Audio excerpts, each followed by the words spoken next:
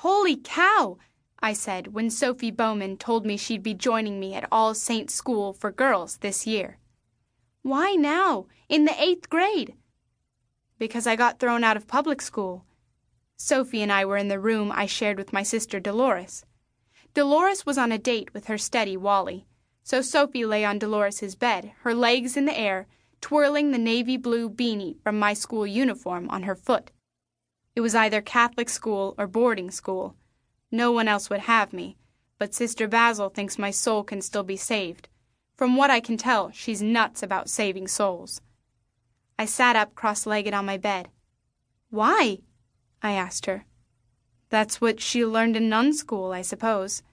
"No," I said. "Why did you get kicked out of school?" "Oh, that. For writing, 'There is no free speech here on the gym floor,' in paint. Red paint." She grinned at me as though that was the most wonderful thing in the world. I didn't grin back. "Why on earth would you do that?" "Because the principal banned radios in the lunchroom." "Radios? You ruined the gym floor because of radios?" She waved her beanied foot about. "Not just radios, dopey. It was a matter of free speech, standing up for what you believe in, and fighting fascism." "Fascism? Wasn't that about Adolf Hitler? Did she mean Nazis kept her from playing the radio in the lunchroom?" "Harry says that he may agree with the sentiment, but the expression left a lot to be desired," she continued, stretching her long summer brown legs. I sighed and looked at my legs. They were pink and freckled like the rest of me. "Who's Harry?" I asked her. "My father. My mother went to Catholic school, and he thinks she was nearly perfect, so off I go."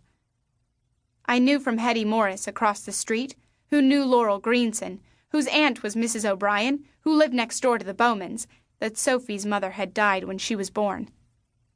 "He wants me to be more like her and learn to express myself with patience, self-control, and moderation." Sophie would be going to the right school.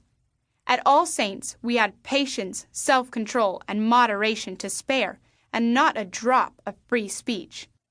I myself was so patient, moderate, and self-controlled that sometimes I felt invisible, and I liked it that way. Let others get noticed and into trouble. Let Sophie get into trouble. It seemed a sure bet that she would.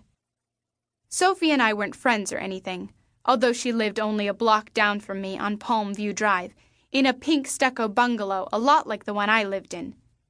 We had nodded to each other over the years, and even played red light, green light together with the other neighborhood kids on hot summer nights. Now she had come over after dinner to learn more about All Saints, recognizing from my uniform that I was a student there. I couldn't imagine Sophie at All Saints. Couldn't see her standing patiently in line in a blue sweater and plaid skirt. Not the long-legged Sophie Bowman of the thick blonde hair, outspoken opinions, and that lovely name, Sophie Bowman. Long, mournful O sounds, so moody and romantic. Me? Francine Green. With E's like eek and screech and beanie. Holy cow. "I seriously hate beanies," Sophie said. "They make you look so drippy. Why do we have to wear uniforms like we're in jail?" "It's not the same at all," I said. "Jails have much better uniforms. Black and white stripes, you know, are very fashionable this year." "They are?" "I was kidding, Sophie." "Oh." Sophie wagged her beanied foot at me. "Maybe," she said, "we should find some way to express our individuality, even if we're condemned to uniforms." "You mean like wearing red shoes?" I asked. "Yes," she said, raising her arm with her fist clenched. "And plastic jewelry and white blouses with cleavage? It would be spectacular. Let's do it," she said. I pretended interest in my bedspread. Bunny ballerinas. Ye gods. "No, I couldn't," I said finally. "We'd get in trouble. And I have no red shoes, or anything with cleavage. Or any cleavage." We looked down at our chests and sighed. My bedroom windows rattled, and I could hear palm fronds scraping along the street. Los Angeles and I were enduring a period of Santa Anas, the hot winds from the east that made tempers and temperatures rise and your skin itch. I got up to open the window in hopes of some cooler night air. "Look," I said. "Searchlights. There's a movie premiere somewhere." Sophie got up and stood next to me at the window. "Don't you love living so near Hollywood?" I asked her. "I mean, movie stars are right there, at the bottom of that light. Gary Cooper, maybe, or Clark Gable, or Montgomery Clift. Imagine, right there, Montgomery Clift."